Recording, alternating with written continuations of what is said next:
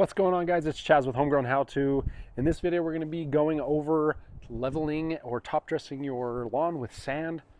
Now, currently I am 2 weeks out yesterday from doing this project, and it's looking pretty good. You can see, if you look at it from this angle, kind of from a distant angle, you can see that it looks pretty thick, looks pretty filled in, which really it is. It's looking really good, considering how much sand I put back here. But if you come on top, you can see there are still some bare patches, and it's still working on filling in some areas. The super low spots here and over here are still struggling. I had some tree roots here that I dug out from this tree that was cut down last year. Those spots are definitely still working on filling in, but they are looking really good. But those should fill in over the next couple of days. Now, this video is video 2 of a 3-part series that I'm doing.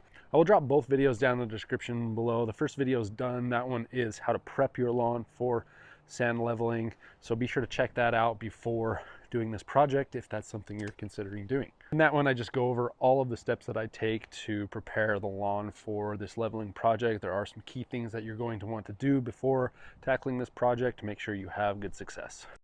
So this video here, this one's going to be the actual process of leveling that lawn with sand. If you've been following along, last year I did my front yard, and there's a few things I did a little differently this year, and I feel like it's helped quite a bit. A lot of that has to go into more of the aftercare, which is video 3. Some of the things I did a little bit different there really helped this really grow out a little bit better this year. Now, some of you may be asking, why in the heck are you throwing so much sand on your lawn? Well, first off, it's to level it. Sand has the best leveling properties of any other material, so I used a really fine crushed masonry sand. You could also use like a cyclone sand, a play sand, all kind of the same thing.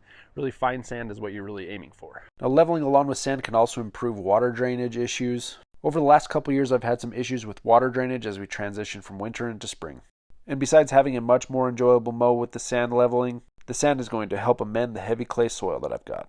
Now, doing a sand leveling project is something I would only consider doing in the spring or fall, just because it's going to put a lot of stress on your lawn. Plus, you got to mow it really short, which definitely stresses it out as well. So I would definitely only look into doing this into the cooler months.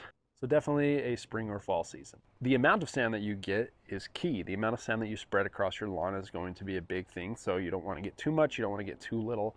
A general rule of thumb is to stick to about a ton, which equates to almost a cubic yard of sand. You may give or take a cubic yard of sand. So you want to shoot for 1 ton per every 1,000 square feet. Now, if you have really low spots or want to go really heavy with your sand, you could probably jump up to 1.5 tons per every 1,000. But I just kept mine at 1 ton. So with my lawn being just shy of 5,000 square feet, I ordered 5 tons, had that delivered, and it's a lot of work, guys. This project is a lot of work, so be prepared if you're thinking about doing this. It's a lot of work. For me, it took me a day to do my entire lawn. Like I said, I did my front yard last year. I went a little lighter with the front yard this year just because I did it last year, but there were some spots that I just wanted to completely fill in and get that thing looking a lot better. So I did the front yard this year, went heavier on the backyard, and with my backyard being much bigger than my front yard, this year I was able to use my 4-wheeler. I picked up one of these 7 cubic foot Gorilla carts so that I could attach it to my 4-wheeler, pull that around the yard, and dump the sand a lot easier. Honestly, having that thing was such a lifesaver.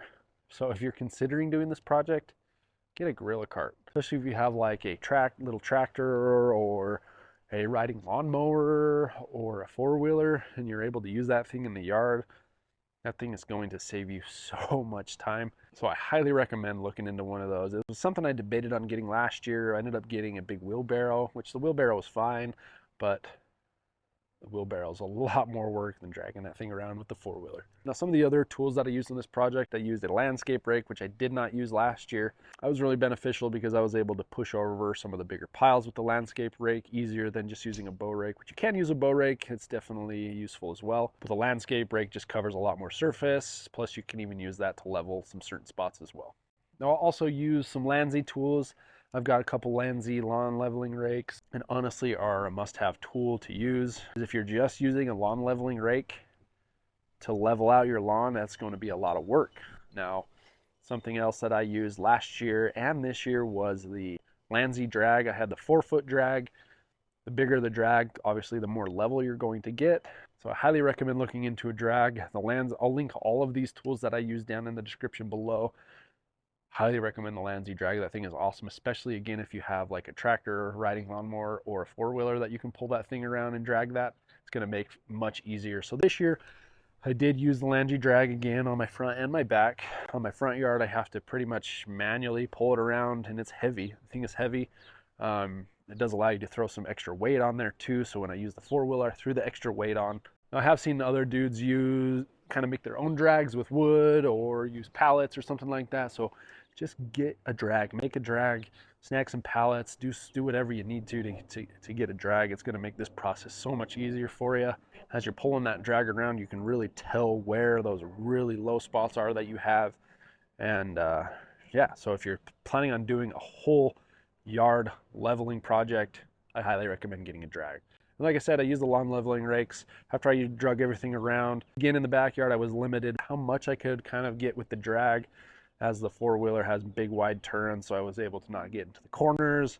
A little bit harder to make sharper turns to cover the middle, so I was able to do those things with going back and forth with reverse, but I wanted to make sure I had it perfect, so I also manually dragged, did one pass long ways back and forth through the whole lawn and one pass side to side through the whole lawn, just to make sure I could get that really smooth. And then after I used the drags, I came back with the lawn leveling rakes.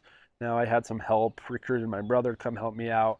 We're kind of, between he and I, we kind of help each other with our big projects, which is pretty cool. So he helps me, I help him.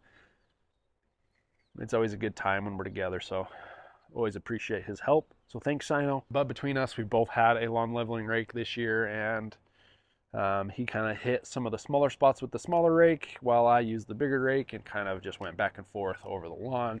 Also hitting some of those spots we weren't able to get into, like some of the corners of the lawn, just to make sure that that thing was nice and smooth. So guys, like I said, this is a big project. It takes a lot of work, especially if you have a bigger yard and you don't have a four-wheeler or riding lawnmower where you can pull a drag around, pull the gorilla cart around. Last year I did my front yard. It took me about half a day. My front yard is probably about 1,500 to 2,000 square feet. I don't remember right off the top of my head, but somewhere around there. My backyard is about 3,000 square feet. And that's including the side yard here. And it took me, I started about 11 o'clock and finished probably around 6 o'clock. So it was a long day project, but definitely saved me so much time. If I had to use a wheelbarrow and didn't have the four-wheeler drag this thing around, this project would have definitely taken me at least 2 days to finish, but I got her done in one. So guys, as you can tell, the grass is pushing through. It's looking good. Got some aftercare works to still work on to help along some of these bare spots. And really the aftercare work is what is key, in my opinion, for the sand leveling project. So be sure to check out video 3. That one's going to be dropping here pretty soon in the next couple of days, hopefully. I'll drop the prep work video down below and the third video down below in the description as well as soon as that one becomes available. So be sure to check both of those out if you're planning on doing this project. I appreciate y'all watching. Let me know if you have any questions. Subscribe to the channel if you haven't already. Y'all have a good one.